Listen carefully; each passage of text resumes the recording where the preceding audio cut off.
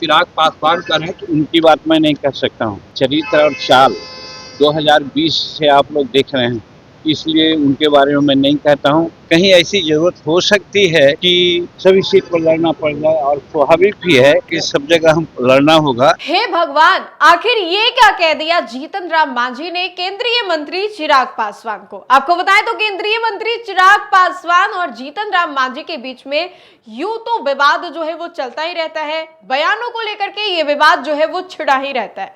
लेकिन अब इन सभी चीजों के बाद एक बार फिर से केंद्रीय मंत्री जीतन राम मांझी ने चिराग पासवान को लेकर के कुछ ऐसा कह दिया जिसके बाद सियासी घमासान जो है वो तय है। आपको याद होगा कि किस तरीके से केंद्रीय मंत्री चिराग पासवान ने जब सभा को संबोधित किया था, तब वो जीतन राम मांझी ही थे जिन्होंने चिराग पासवान के सभा को लेकर के भी सवाल खड़े कर दिए। और आज एक बार फिर से पटना पहुंचते ही बड़ा विवादित बयान जो है केंद्रीय मंत्री जीतन राम मांझी के द्वारा दे दिया गया। ये बयान चिराग पासवान को लेकर के है।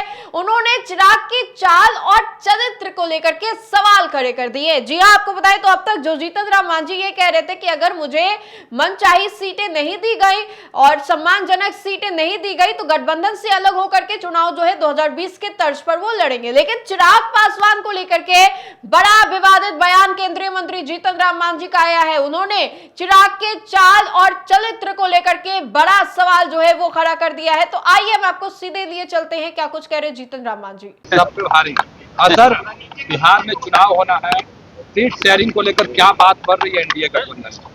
देखिए, इंडिया में सीट शेयरिंग का नहीं है। जो हेड क्वार्टर से लोगों को आदेश मिलेगा वो मान्य होगा, और वो हम समझते हैं राष्ट्रपति जो उपराष्ट्रपति का चुनाव है उसके बाद ये बातें होगी। आपने कल दिल्ली में शायद आपने कहा भाषण में कि हमको जरूरत पड़ेगी तो हम अकेले भी चुनाव लड़ सकते हैं, क्या वो आपने ये बात आपने कहा था? देखिए, कार्यकर्ताओं का मनोबल बढ़ाने के लिए कभी कभी कुछ बातें बोल देनी पड़ती। हमने कार्यकर्ताओं को मनोबल बढ़ाया कि आप लोग सभी सीटों पर तैयार रहिए। कहीं ऐसी जरूरत हो सकती है कि सभी सीट पर लड़ना पड़ जाए, और स्वाभाविक भी है जब हम एनडीए को मदद करेंगे तो सभी सीट पर लड़ना होगा। क्योंकि हेलीकॉप्टर से यात्राएं करते हैं हम लोग, तो लास्ट मैंने 20 में 62 चुनाव मीटिंग किया था। तो 62 चुनाव मीटिंग क्या अपने क्षेत्र में किया था? सब जगह किया था। उसी प्रकार से सबको कहा कि सब जगह हम लड़ना होगा, इसलिए आप लोग तैयार हैं। सर, एक सवाल है, चिराग पासवान का है कि जेडीयू से अलग होकर लड़े तो 143 फिर 43, इसी के बीच में सीट चाहिए। अब देखिए, उनकी बात मैं नहीं कर सकता हूँ। उनका चरित्र और चाल 2020 से आप लोग देख रहे हैं, इसलिए उनके बारे में मैं नहीं कहता हूँ। इतना जरूर कहना चाहता हूँ कि अभी एनडीए की ज़रूरत है भारत में और बिहार में। वैसी परिस्थिति में एनडीए कमज़ोर नहीं हो, हर एनडीए के जो अंग है उसको चाहिए कि मदद करें। अच्छा, केरल कांग्रेस ने जो बयान दिया है पीढ़ी और बिहार को लेकर, आप कैसे देख रहे हैं? वो बहुत अपमानजनक बात किया है, और कांग्रेस वालों को तो लग रहा है कि उनके जमीन जो पैर का है सब निकल जा रही है। तो वैसी परिस्थिति में प्रलाप कर रहे हैं। यहाँ प्राइम मिनिस्टर के माँ को और प्राइम मिनिस्टर को उन्होंने भद्दी बातें सुनाई, उसी प्रकार से केरल में उनके लोग सुनाए हैं। तो कहने का मतलब इससे पता चल जा रहा है कि वो लोग जनतांत्रिक मूल्यों में विश्वास नहीं करते हैं।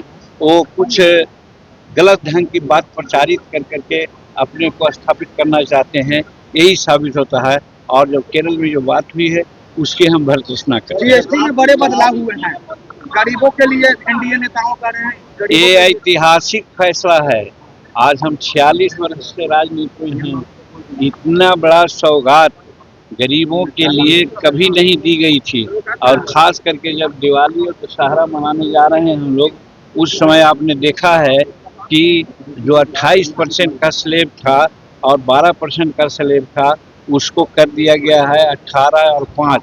और उसमें भी दर्जनों ऐसे जिनिस हैं जिन पर 1 पैसा का भी जीएसटी नहीं लग रहा है, जीएसटी। तो इस तरह से नरेंद्र मोदी जी गरीबों के लिए जीते हैं, गरीबों के लिए मरेंगे, गरीबों के लिए बात करते हैं।